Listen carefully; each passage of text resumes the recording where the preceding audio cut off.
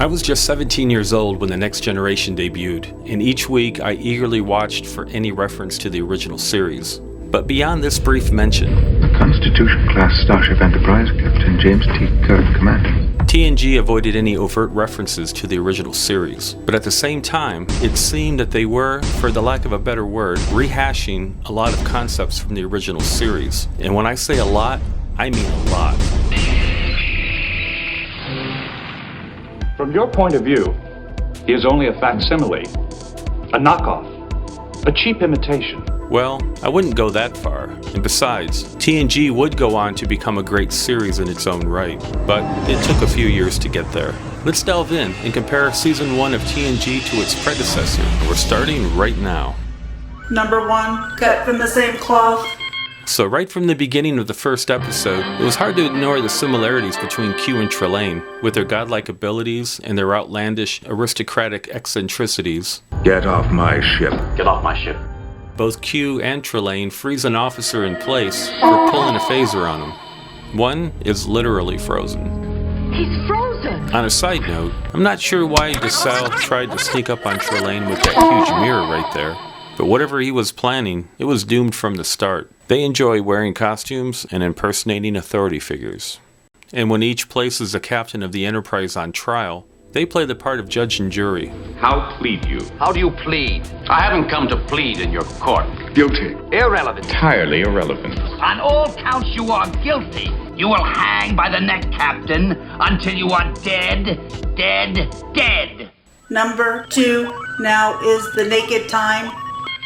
Both The Naked Now and The Naked Time feature a frost-covered environment where a person is found frozen in the shower, fully clothed. While only mentioned in The Naked Time, one man was taking a shower, fully clothed. It's actually shown in The Next Generation and offers an important clue about what's happening in The Naked Now. All I have is a vague memory of reading somewhere about someone taking a shower in his or her clothing. The plot of both episodes revolve around a similar disease that quickly spreads among the crew. The infected act as if they were intoxicated and experience a lowering of inhibitions. This results in some inappropriate advances on both Spock and Data. Lieutenant Yar? Mr. Spock. Dear Data, you wanted me. I love you. I don't know why, but I love you. I do love you. You should get into uniform. Just as you are. But I got out of my uniform for you, Data. I am sorry. I'm sorry. I did not know. And what I want now is gentleness and love. Both storylines continue along the same trajectory when an infected junior officer commandeers main engineering and turns it into their personal playroom. That is until the chief engineer regains access to engineering through a wall panel.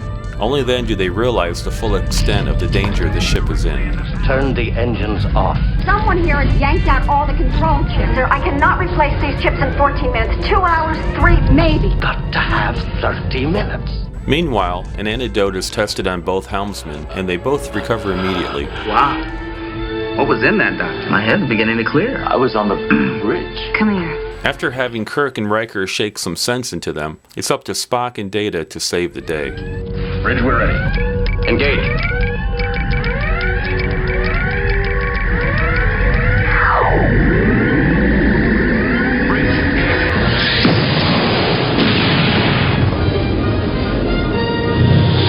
Number 3, Enterprise ensnared. Captain's log. We're in pursuit of a starship of Ferengi design. And immediately set out in pursuit of the alien vessel. Something unexpected happens when the Enterprise pursues an alien vessel into an unexplored area of space. They're now angling through that solar system, Captain. 11 planets Uncharted solar system at 2466 p.m. The alien vessel drops out of warp and comes to a complete stop. They are dropping to subwarp speed. Captain, the alien. It's going sublight, sir. It stopped, dead in space. It may be turning to fight. No, sir. They're just dead out there. Soon the Enterprise also comes to a grinding halt. Captain, something is completely immobilizing us. Warp 5, 4, warp 3, warp 1. Sublight, Captain. We're stuck, Captain. Same as the alien, Captain. It soon becomes clear both ships have been ensnared by a more advanced civilization. If we're not holding the Ferengi and they're not holding us, who the hell is? We are the Metrons. It is a force field of some kind. Reaching up from the planet's surface. You are one of two crafts which have come into our space on a mission of violence. This is not permissible. I've never heard the word Takom before. Understandable. It has been extinct for 600,000 of our... We will resolve your conflict in the way most suited to your limited mentalities. years. We have prepared a planet with a suitable atmosphere. Kirk is abducted and must fight the Gorn captain in a one-on-one fight to the death. But in TNG, both ships send delegates to the planet, and they soon begin fighting each other.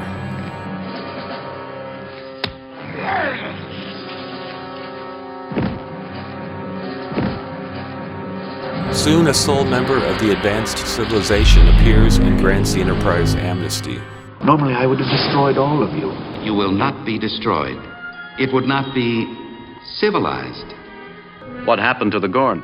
I sent him back to his ship.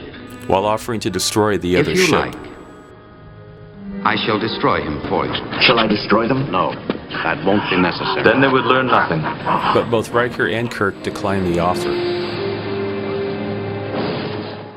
The prank Riker plays on the Ferengi Permission to beam a box of Data's Chinese finger puzzles over to the Ferengi reminds me of the prank Scotty played on the Klingons. Where are the tribbles? I gave them to the Klingons, sir. Before they went into warp, I transported the whole kit and caboodle into the air engine room, where there'll be no tribble at all.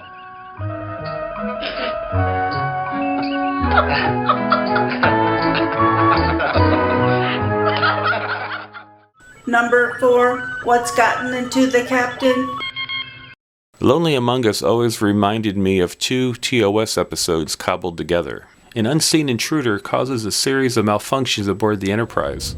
There is a malfunction in this station. Malfunction, sir. I cannot bring any information up on it.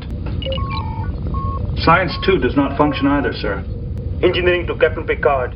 We have something wrong with warp drive circuitry, sir. Transporter room 6 to bridge. Reporting transporter console malfunction, sir. Sir, now I have readings that deflectors are inoperative. Mr. Spock, ever since we beamed up from Scalus, we've had a series of malfunctions. All of which are self-correcting. That engine computer net wasn't repaired, sir. It just suddenly became all right. Mr. Sulu, I would like... Captain, it corrected itself. Mr. Laporte? Well, there's nothing wrong with it now, sir. Everything is just as it should be. When the intruder takes over Captain Picard, Make our heading 925 Mark 3. he immediately reverses course. 7. You want to double back on our course, sir? After a former lover takes control of Kirk's body, he too reverses course. Mr. Sulu, set course. 373, Mark 8. Aye, sir. 373, Mark 8. Captain, that will delay our work at Beta Origai. It means reversing course. Yes, it can't be helped. I'm puzzled by you reversing our course. We're behind schedule for Parliament already. Due to the captain's erratic behavior, members of the command staff consider mutiny. We'll have to take over the ship. We're talking about mutiny, Scotty. Aye. However, as Data points out, A mere change of direction hardly justifies mutiny. He has done nothing to subject the Enterprise to danger. Captain Picard, you are now relieved of duty. I judge you to be disabled and mentally incapacitated. Number 5, a piece of the big goodbye. for TNG's first holodeck outing, Picard, Data, and Dr. Crusher have an encounter with mobsters from which there is no escape in this popular first season episode. Exit. Computer, exit. Computer, this is the captain. Computer, identify exit. Kirk, Spock, and McCoy have their own encounter with mobsters in a delightful second season fan favorite. Both trios face crime bosses and gangsters. Coincidentally, both episodes take place in the characters' present. Neither utilize time travel. Their methods of entering into the seeming period pieces are quite different. Kirk, Spock, and McCoy are transported into theirs, while Picard, Data, and Crusher never leave the ship. Both Kirk and Picard are held against their will, with rather colorful metaphors being utilized to describe their captivity. Put him on ice. Where's Captain Picard? He's on ice. Racco's put the bag on your captain. Why would he put a bag on our captain? Kidnapped him, you dope. He's being grilled. What is he, a fish? He's being interrogated. And both Data and Spock speak gangster style. I'd love to take a gander. I would advise you to keep down an ox next. Kirk also does a great job of playing the part of a gangster, and we get to hear him getting into character a lot more. There are over 400 guys there. While a piece of the action is comedy gold, and The Big Goodbye has plenty of lighthearted moments. Klaxon vis blajblanar nik trasula karnik.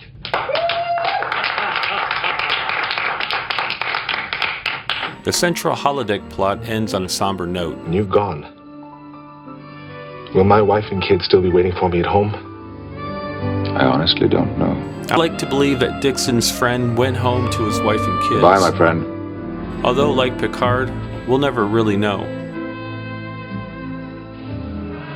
Here's a big shout out to Patreon's Jennifer Milhone and Jeffrey Hullum. Thank you both. To watch more comparison videos, click on the playlist to the right. Until next time, live long and prosper, peace and long life.